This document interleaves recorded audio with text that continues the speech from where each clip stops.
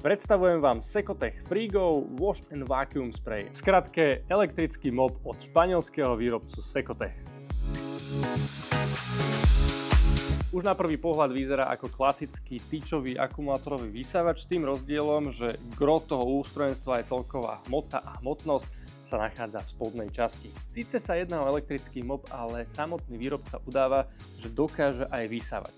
Len pozor, pretože tá funkcia vysávania je určená skôr práve na tú extrakciu tej vody. Ale k tomu sa ešte dostaneme. Napájanie zabezpečuje 2500 mAh akumulátor, batéria, ktorá sa nachádza tu zozadu. Pomerne netradičné umiestnenie, ale celkom kompaktný akumulátor a nabíjate ho prostredníctvom dokovacieho hubu. Vzadu sa nachádza aj nádobka na vodu, ktorá má objem 700 ml, teda okrem klasickej vody tam môžete dať aj vodu s prímesou nejakého čistiaceho prostriedku, len pozor, nemal by príliš peniť. Vpredu sa potom nachádza nádobka na špinavú vodu, ktorá v podstate oddeluje motor od celého toho priestoru, kde sa ten bordel zberá. Máte tu klasický mikrovláknový filter, tom si to ukážeme bližšie. A potom tu máte aj nádobku na nejaké väčšie nečistoty, ktorá v podstate oddeluje celý ten priestor od tej zvyškovej špinavej vody. O samotné čistenie, respektíve drhnutie sa stará jedna motorizovaná rotačná kefa s veľmi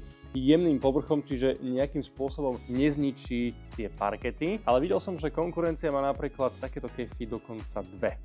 Maximálny výkon, ktorý tu je k dispozícii, je 250 W. Samozrejme, že v prípade akumulátorových vysávačov to nikdy nie je úplne exaktné porovnanie voči tým klasickým zo zásuvky, ale môj subjektívny dojem je, že už v tom štandardnom automatickom režime to je naozaj dosť silné a keď to potom spustí ešte ten vyšší ťah, kedy to v podstate detekuje väčšie množstvo vody, tak vtedy to dokáže fakt vysať prakticky všetko, čo si to aj samé nastriekalo. No a ja som zvedavý, že ako si poradí s našou prekážkovou dráhou. Wow, akože som prekvapený, lebo nečakal som, že to ani nebude roznášať tie vločky. Priznám sa, že neviem, či ich mám vôbec striekať s tou vodou, alebo nie. No a teraz spomená polámané nudle z výfonky. Som veľmi zvedavý. OK. Veľmi sa zapol ten vyšší sací výkon a ja som cítil, ako trošku zavibrovalo. Ale paráda, akože vôbec, ja si myslím, že to bude rozhadzovať tie nudle. Ono ich to vôbec nerozhadzuje. Akože pecka. Ten výsledok je za mňa famózny. No máme tu rozliaté mlieko, že jak nič. Wow. No a nasleduje takmer čerešnička na torte, pretože prosím pekne, toto je detská výživa, ktorú sme nechali zaschnúť vyššie hodiny. Akože už musím potom prejsť viackrát, musím to aj namočiť.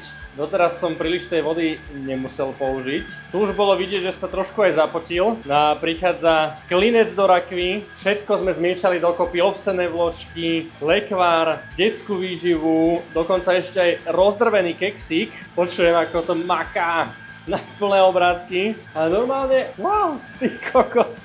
Sledujte to, to je brutál. A čo je absolútne perfektné, sledujte tú podlahu, tam nie je absolútne žiadna čmuha a je prakticky ihneď pripravená na to, aby ste po nej mohli chodiť.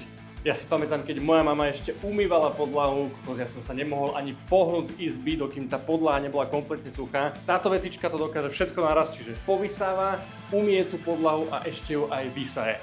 Proces čistenia vôbec nie je náročný, ale je potrebné dodržiavať správne poradie. To znamená, že potom ako s mopom dovysávate, respektíve doumývate dlášku, odstránite nádobku na špinavú vodu, z ktorej tú špinavú vodu vylejete. Doplníte si nádobku na čistú vodu a mop umiestnite do dokovacej stanice. Následne tlačidlom na hornej strane rukovete aktivujete automatické čistenie. Mop sa v priebehu 120 sekúnd sám vyčistí a vysuší.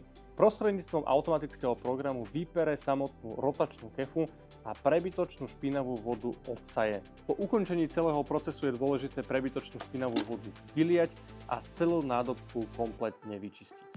Nezabudnite, že tento mikrofilter by ste nemali namáčať a preto ho predom odložte nabok. Rozmýšľal som, že akým spôsobom to dokáže tak kvalitne odsať tú vodu a prakticky kompletne vysušiť túto hubicu, respektíve rotačnú hlavicu. A to veľmi jednoduchým spôsobom.